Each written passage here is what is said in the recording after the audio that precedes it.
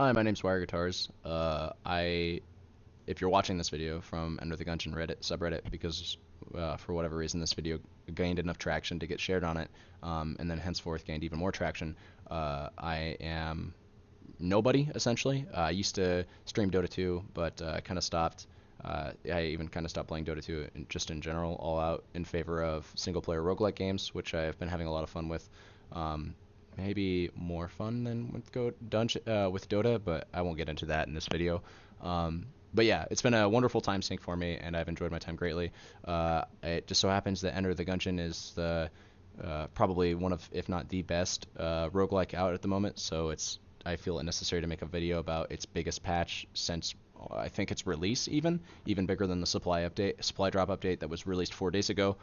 Not the supply drop update. Of course talking about the new patch that was released that I want to critique in this video. Advanced Gungeons and Dragons. The patch notes were released on Reddit, and I've had a good amount of time with the game since its big release, since the big updates release. Sorry. Such that I feel it maybe is kind of necessary for topics like this to start surfacing. I've seen a lot of praise about the patch, and I have a lot of praise to give myself, but I won't give it too much of it in this particular video, because that's not the intent of this video. Again, the intent of this video is to kind of maybe look at things a little bit more critically and assess what changes I would like to see happen eventually. I understand, obviously, this update took a very long time. Some people even think it took a little bit too much time, but we won't get into that discussion here. I just wanted to say my 2 cents on the entire patch, and more specifically, some of the things that I think maybe should be looked at a little bit more harshly, and maybe kind of provide some perspective towards some topics that maybe some people have kind of blown out of proportion or think fondly of that maybe they shouldn't think fondly of, I guess. I don't know. Without any further ado, though, I want to get into the changes. So I'll kind of write off some of the changes that I think were just like objectively good, so that we don't need to waste too much time talking about them. So new guns, items, enemies, shrines, NPCs, rooms, and secrets. For the most part, there's just like objectively good things added in there. I guess you could make like a small criticism like new guns. Well, I hate 90% of the new guns, and I don't think they should have been added to the game. And now since they're added to the game, they litter my chest drops, and I'm getting worse drops because I hate all the new guns. I guess that's like some argument that you could be making, but I don't think I don't think I've seen a single person even make that argument on this Reddit. I think for the most part, all the new guns, items, enemies, shrines, NPCs, rooms, and secrets have been received pretty positively from the community, and I don't think there's too many people that would actually go out on a limb and make that sort of argument. Although if there is somebody that wants to make that argument, they can, but I'm not here to make that argument. What I will say about this change, or this plethora of changes, is one of the new shrines in particular, the Blood Shrine. I think it's a new shrine. I've never seen it before in any of my previous runs, but the wiki wasn't clear as to whether or not it was added in the supply drop update. Maybe somebody could get on that. But if the Blood Shrine was a new shrine, which I think it is, then I think it needs a little bit of tweaking. And even if it isn't one of the new shrines, and I've just been unlucky enough to never have seen it up until this point, I think that shrine in particular needs tweaked, because that Blood Shrine, and I'm talking about not the Blood NPC that you trade health in for casings. I think that's a fine NPC. I actually like that NPC a lot. But the shrine that you pay 1 health permanently to gain the ability to kind of become like a pseudo vampire where you like drain health out of enemies, I think that needs tweaked in some way, because buffed more specifically, because you have to get so ridiculously close to drain health out of enemies, and you need to drain like 3 or 4 enemies or something. It's like you need to drain out like a fair amount of enemies before you even get a half heart. It's kind of not worth it, I guess. Like it just seems like unless I was the bullet and I had like the fight saber, or I was spamming blasphemy or something, I would never use this shrine. It just seems so niche. I like it a lot by design, but I think it needs buffed in some way. Outside of that, though, I like pretty much all of these changes. I think the new enemies add a lot of variety. Same thing with the guns and items, of course, in terms of like how you're going to be clearing floors. And just talking about it makes me want to go play the game right now. So I won't go into it too much more. But yeah, just in general, like, and this is the bulk of the patch, right? So just keep in mind, I like 95% of these changes, and this is the bulk of the patch. So keep that in mind when I get into the actual criticism of this video, because I don't want to ever give the impression that I hate this patch or dislike it in any way. Tons of new and powerful synergies. Look for the blue arrow and improved item notification. I like this change a lot. And in fact, if I can speak a little bit more specifically, but I don't want to ramble too much, I like all of this change. I like all the new and powerful synergies, but I also like how there's like now more of a description about which items get synergized with. I think they could do even more. And there was indeed, I'm sure if you came from Reddit, you probably know of. There's this post earlier talking about how once you unlock a synergy, it should be added to your ammo nomicon. That's not a change, that's not in the game. That's not a feature in the game, but it should be a feature in the game. I would love to see something like that, but I'm sure the wiki is going to get us covered on that. Would it be cleaner to have something like that in the actual game as opposed to requiring a third-party resource / asset? Of course, nobody would argue that. But I'm ecstatic that there is some amount of description when you pick up the synergy. Like the item shows you the item that it synergizes with, and it kind of gives you a brief description of it. Like I know for the instance, like what's the elephant gun, when you get that with the ocarina, it says like pink elephants or whatever. Like it kind of it alludes to what the synergy is. I don't want to say what it is, but it alludes to what the synergy of the two items is. So I like this change. I like all of this change. I think they could do a little bit more with it, but for the most part, this is just straight up positive. There's not like 400 new synergies. It keeps your runs fresh, just and interesting when you're getting new guns or when you're getting old guns or items. Now you're getting new synergies, and so yeah, it just makes the game. I just love this change. New mini bosses. Blockner is of course not a new mini boss. He is a mini boss that existed in the previous game, in the base game, but you only ever fought him once for the breach progression, if you'll call it that. You fought him, he dies literally, but he becomes a ghost, and he's chilling in your breach. Now you see him and encounter him on I think floors 2, 3, and maybe 4 as a mini boss. And then there's also actually an all new boss called the Fuselier, who is pretty cool too. And so these two mini bosses coincide with the current mini boss that's, I guess you could call these like roaming, but we're talking like Pokemon now. These three mini bosses combined will probably show up like one of them will probably show up, I want to say like every other run or so. Like 0.5 of your runs will have one of these mini bosses in them. And I think that's really cool, is that like now you can like regularly expect to see either the Magician, the Fuselier or Fuselier or whatever, and Blockner, on a semi-regular basis. I just think that's super cool. They drop credits, so you feel accomplished in terms of your breach progression if you're still new whenever you kill them. They usually, I think, give a chest, and they give some hearts, sometimes ammo, sometimes keys. I just think it's super cool that like there's this piece of the game that is like I mean, you encounter them as though they're basic like other rooms, and it's I don't know. I think this is a cool change. I don't think I'd see. I don't think too many people would rip on this change. I will say the Fuselier or Fuselier, whatever this guy's name is. I will say this boss seems a little bit tanky. We don't have health bars when we're fighting them, but I just feel like he soaks so much damage. Either that's A, because I suck at aiming and he moves around quite a lot, and there's a lot to dodge as well, so it's like, you're focusing on dodging, you're focusing on like, learning his patterns, and then also you have to fire at a moving target. That might be one of the reasons, but I just feel like he takes a lot of damage to actually kill, but that's just like a minor gripe. In general, I like this change. The new spread ammo box, I like this change a lot.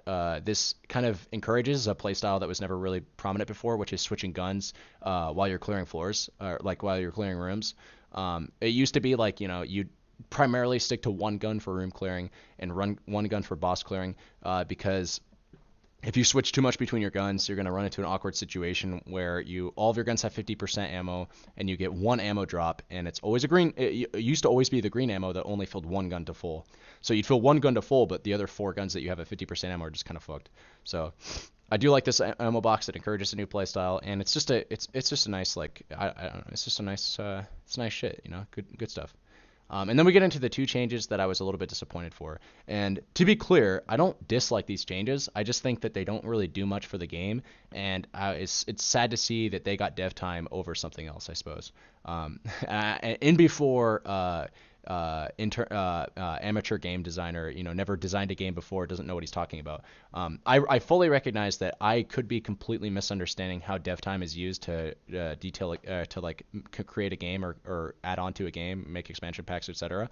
That is probably the case actually here. Like, I can very well present the argument that I think that sliding over tables by dodging rolling them does nothing for the game, does not change the metagame in any way, doesn't buff tables the way that they need to be buffed, doesn't even really buff tables at all. It just kind of like makes them kind of more of a meme. It's like fun to slide over them or whatever, but it's not practical at all. I guess you can shoot while you're sliding, but really like you don't get iframes at all. So I can sit here and say things like that about how this change doesn't do anything. But for me to tout or espouse the idea that instead of this change, we could have gotten 3 or 4 more guns, would be fallacious because I don't know how that actually works. And I'm not going to suggest that that's the possibility, or I'm not going to suggest that that is the case, but more so that that it's a possibility. Like it could have been the case that these changes held up, 4 or 5 new guns that could have been added, or I don't know, like a new boss or something like that. Like it's possible that these changes got enough dev time to warrant that, but I'm not going to go as far as to say that that is 100% causally the case. I'm just going to say that these are kind of lame changes that I don't think were necessary. They cut down, specifically this change cuts down on like a very small amount of busy work that I don't think was necessary to cut down on. And then this change, like I said, I think this is a meme. Like I read this change and I'm like, man, that'll be fun to do for like 1 or 2 rooms just to like get the hang of. And it's only fun after you've killed every enemy to guarantee so that you don't actually get hit while you're testing it out, right? But like it's not really practical. I know that there's an item that you get if you like an unlock if you I don't want to spoil it too much, but it's whatever. It's a shitty item anyways. It's like a portable table creator. You unlock it by like doing like slide rolling over enough tables, or maybe it's like when you slide over a table if you shoot and kill an enemy or something. I don't even know how I got it. I just randomly got it and I was like, okay, that's cool or whatever. But like again, for ultimately I think this change is pointless, and I think this change right here doesn't cut down on enough busy work. And we'll talk about it for a second. So you can save hearts when you see them on the ground. You're at full HP and you're not the robot, of course, because he doesn't use hearts. He uses armor. When you see a heart, you can go and pick it up. You don't actually like consume it yourself, but when you pick it up, it like goes to either the shop or the exit door when you're going down to a new floor, and it goes there in a container, like a dispenser, like a kind of like a gumball machine or whatever that you go to.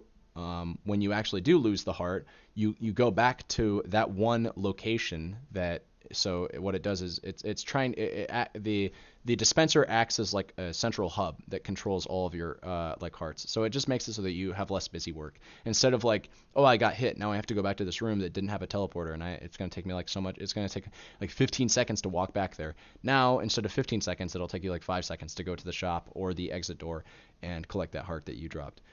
I feel like this was an unnecessary amount of busy work that the game has cut back on. Like I don't think that this needed dev time to include. Instead of this, like I said, I would have liked to have seen some other changes, but I guess I don't know that that's actually how dev time works, so I won't espouse that idea. I'm just simply, well, I will espouse the idea, but I won't present that as like a concrete case for why this change should not have been added into the game.